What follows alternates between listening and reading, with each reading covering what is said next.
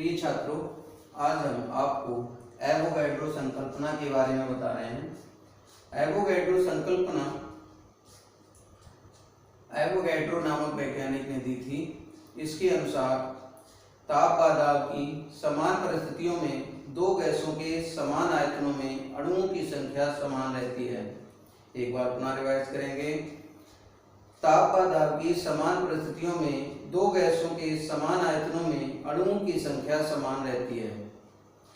इस तरह से एवोगैड्रो संकल्पना को एवोगैड्रो नामक वैज्ञानिक ने दिया था। इसकी विशेषताएं इस प्रकार हैं। पहली है, ये सिद्धांत परमाणु तथा अणु में स्पष्ट विभेद प्रदर्शित करता है, जिससे डाल्टन के परमाणुवाद तथा गैलुसाक के गैसीय आयतन संबंधी नियम की विसंगतियां दूर हो जाती हैं। दूसरी विशेषता इसकी यह है कि यह सिद्धांत सामान्य तात्विक गैसों जैसे हाइड्रोजन, क्लोरीन, नाइट्रोजन, ऑक्सीजन आदि द्विपरमाणु गैस हैं हमें बताता है।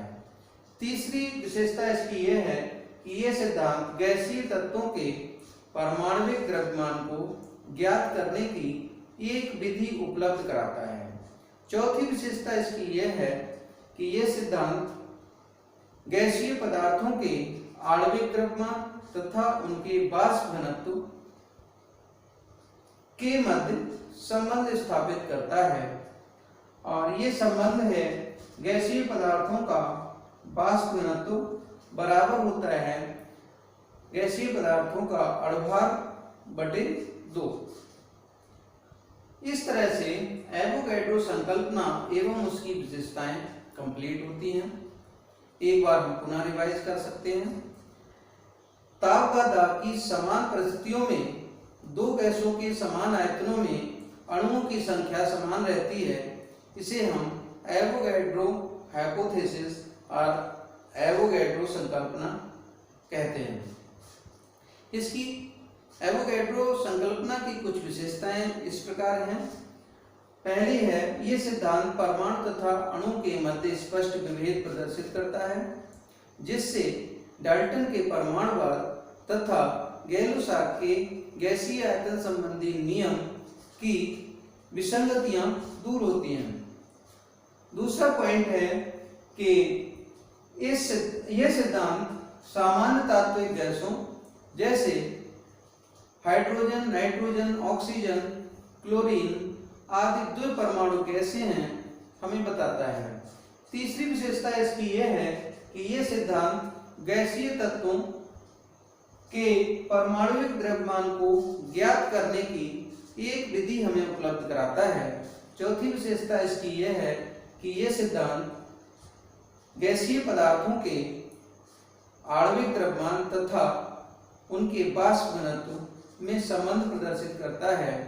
गैसीय पदार्थों का वाष्प घनत्व बराबर होता है अणुभार बटे 2। तो इस तरह से एवोगैड्रो संकल्पना एवं उसकी विशेषताओं को हमने समझा, और इसके बाद हम दूसरा टॉपिक मोल कंसेप्ट या मोल संकल्पना के बारे में जानेंगे। मोल शब्द ओस्टवाल्ड नामक वैज्ञानिक ने सर्वप्रथम प्रयोग किया था। इसका शाब्दिक अर्थ होता है ढेर। इंग्लिश में कहते हैं हीप और पाइल। मोल को हम निम्न प्रकार परिभाषित कर सकते हैं। किसी पदार्थ का एक मोल उस पदार्थ की वह मात्रा है जिसमें कार्बन 12 समस्थानिक के 12 ग्राम में कार्बन परमाणुओं की संख्या के बराबर कण अर्थात अणु, परमाणु अथवा आयन उपस्थित होते हैं। पुनः रिवाइज करेंगे।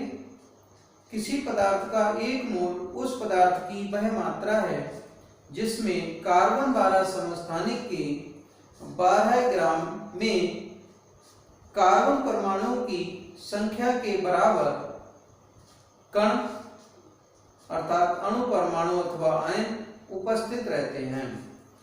कार्बन 12 समस्थानिक के एक कार्बन का परमाणु द्रव्यमान स्पेक्ट्रोस्कोपी द्वारा ज्ञात करने पर पता चला है कि 1.992648 गुणा 10⁻⁻23 ग्राम होता है, जिससे हमें कार्बन 12 समस्थानिक के 12 ग्राम में कार्बन परमाणु की संख्या ज्ञात करने में सुविधा हुई है। कार्बन 12 के 12 ग्राम में कार्बन परमाणु की संख्या ज्ञात करने के लिए कार्बन परमाणु के एक परमाणु का द्रव्यमान जो होता है उससे कार्बन 12 समस्थानिक के 12 ग्राम को भाग देने पर हमें कार्बन 12 समस्थानिक के 12 ग्राम में कार्बन परमाणु की संख्या पता चल जाती है